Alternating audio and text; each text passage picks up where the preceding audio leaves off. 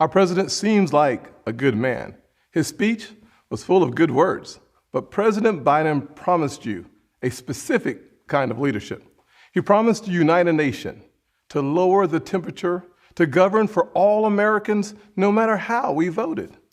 This was the pitch. You just heard it again. But our nation is starving for more than empty platitudes. We need policies and progress that brings us closer together.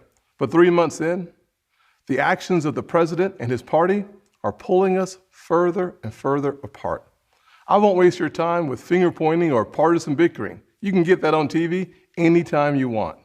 I want to have an honest conversation about common sense and common ground, about this feeling that our nation is sliding off its shared foundation and how we move forward together.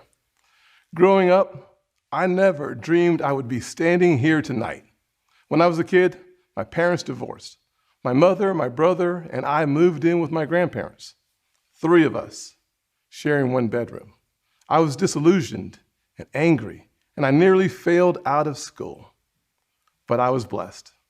First, with a praying mama. And let me say this to the single mothers out there who are working their tails off, working hard, trying to make the ends meet, wondering if it's worth it. You can bet it is. God bless your amazing effort on part of your kids. I was also blessed by a Chick-fil-A operator, John Moniz, and finally with a string of opportunities that are only possible here in America. This past year, I've watched COVID attack every rung of the ladder that helped me up. So many families have lost parents and grandparents too early. So many small businesses have gone under.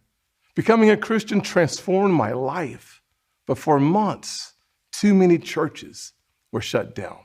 Most of all, I'm saddened that millions of kids have lost a year of learning when they could not afford to lose a single day. Locking vulnerable kids out of the classroom is locking adults out of their future. Our public schools should have reopened months ago. Other countries did. Private and religious schools did. Science has shown for months that schools are safe. But too often, powerful grown-ups set science aside, and kids like me were left behind. The clearest case I've seen for school choice in our lifetimes, because we know that education is the closest thing to magic in America. Last year, under Republican leadership, we passed 5 bipartisan COVID packages. Congress supported our schools, our hospitals, saved our economy, and funded Operation Warp Speed, delivering vaccines in record time. All 5 bills got 90 votes in the Senate. Common sense found common ground. In February, Republicans told President Biden we wanted to keep working together to finish this fight. But Democrats wanted to go it alone. They spent almost $2 trillion on a partisan bill that the White House bragged was the most liberal bill in American history. Only 1% went to vaccinations, no requirement to reopen schools promptly. COVID brought Congress together 5 times. This administration pushed us apart. Another issue that should unite us is infrastructure. Republicans support everything you think of when you think of infrastructure. Roads, bridges, ports, airports, waterways, high-speed broadband. We're in for all of that. But again, Democrats want a partisan wish list.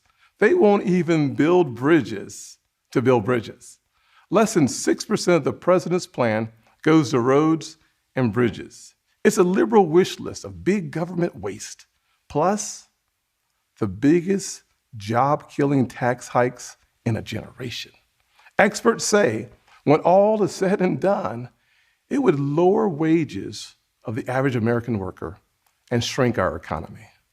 Tonight, we also heard about a so-called family plan, even more taxing, even more spending, to put Washington even more in the middle of your life, from the cradle to college.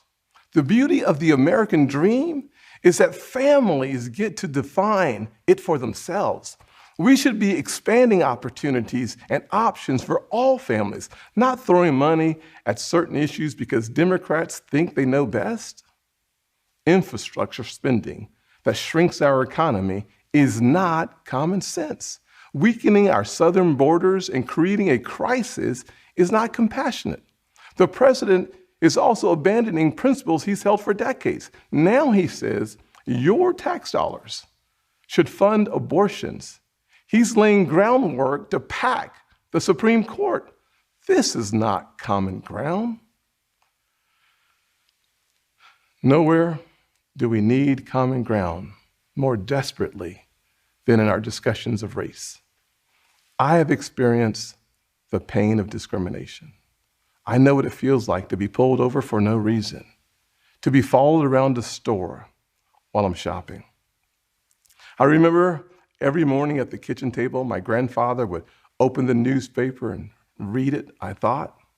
But later I realized he had never learned to read it. He just wanted to set the right example. I've also experienced a different kind of intolerance. I get called Uncle Tom and the N-word by progressives, by liberals. Just last week, a national newspaper suggested my family's poverty was actually privilege because a relative owned land generations before my time.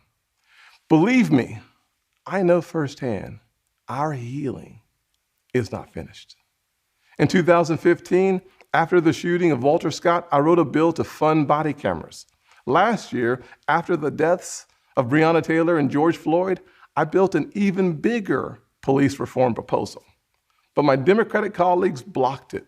I extended an olive branch. I offered amendments, but Democrats used a filibuster to block the debate from even happening. My friends across the aisle seemed to want the issue more than they wanted a solution. But I'm still working. I'm hopeful that this will be different. When America comes together, we've made tremendous progress, but powerful forces want to pull us apart. 100 years ago, kids in classrooms were taught the color of their skin was their most important characteristic. And if they looked a certain way, they were inferior. Today, kids are being taught that the color of their skin defines them again. And if they look a certain way, they're an oppressor. From colleges to corporations to our culture, people are making money and gaining power by pretending we haven't made any progress at all, by doubling down on the divisions we've worked so hard to heal. You know this stuff is wrong. Hear me clearly. America is not a racist country.